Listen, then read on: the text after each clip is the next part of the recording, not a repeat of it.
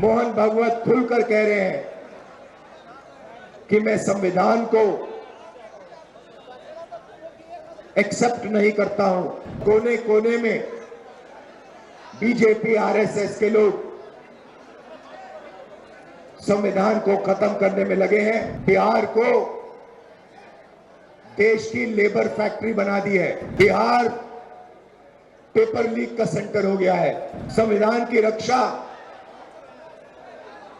सिर्फ कांग्रेस पार्टी का कार्यकर्ता कर सकता है। देश में जब भी बदलाव आता है, यहां बिहार से आता है, आप लोग करवाते हो कि जब ये कॉन्स्टिट्यूशन बना था तब हिंदुस्तान को आजादी नहीं मिली थी, हिंदुस्तान को उसके बाद आजादी मिली है।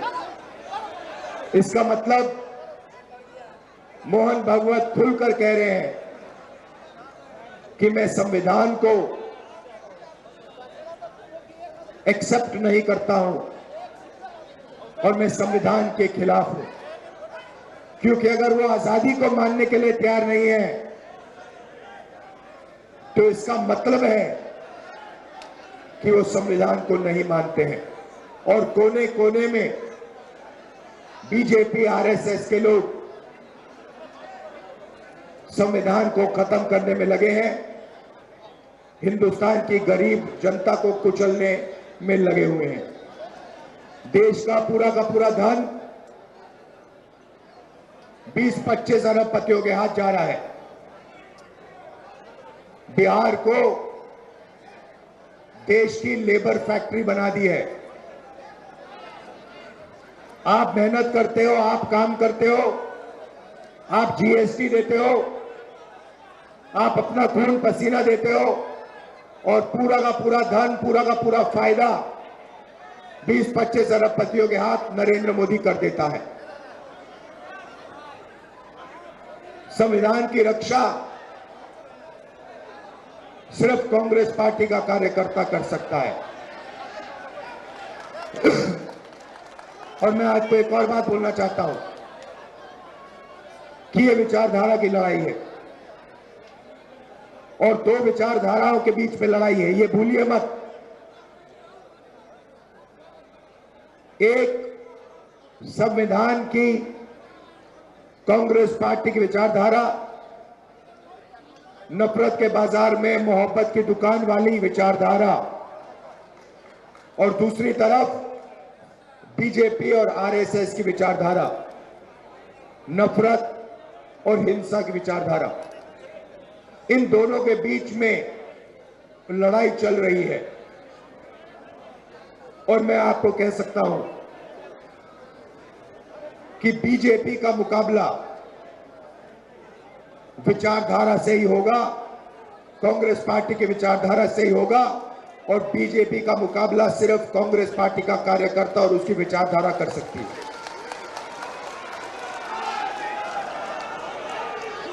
मैंने अपने भाषण में महाराष्ट्र के बारे में बोला।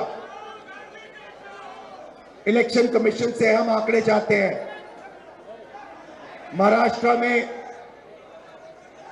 लोकसभा में और विधानसभा में 1 करोड़ वोटर का फर्क है। 1 करोड़ लोगों ने विधानसभा में वोट दिया और लोकसभा में वोट नहीं दिया था। हम जानना चाहते हैं, इलेक्शन कमीशन से जानना चाहते हैं कौन लोग हैं, और हमने इलेक्शन कमीशन से कहा है कि आप हमें लोकसभा की महाराष्ट्र की वोटर लिस्ट दीजिए और विधानसभा की वोटर लिस्ट दीजिए, और इलेक्शन कमीशन हमें वोटर लिस्ट देने को तैयार नहीं है। ये देश के सामने सच्चाई है। अगला चुनाव बिहार में है और यहां पे ये क्रांतिकारी प्रदेश है। देश में जब भी बदलाव आता है, यहां बिहार से आता है, आप लोग करवाते हो। और इसीलिए कांग्रेस पार्टी को, इंडिया गठबंधन को एक साथ मिलकर बिहार में बीजेपी और आरएसएस को हराना है। ये विचारधारा की लड़ाई है। आप सबको तैयार हो जाना चाहिए। आप बब्बर शेर हो कांग्रेस पार्टी के, बब्बर शेर हो, टाइगर हो।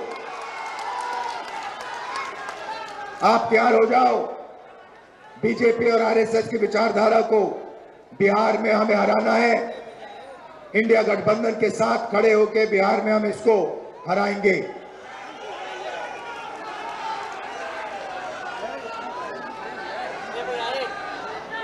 आप सब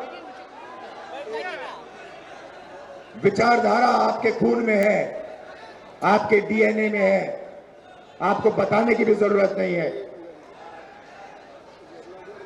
आपने इतने प्यार से मेरा स्वागत किया।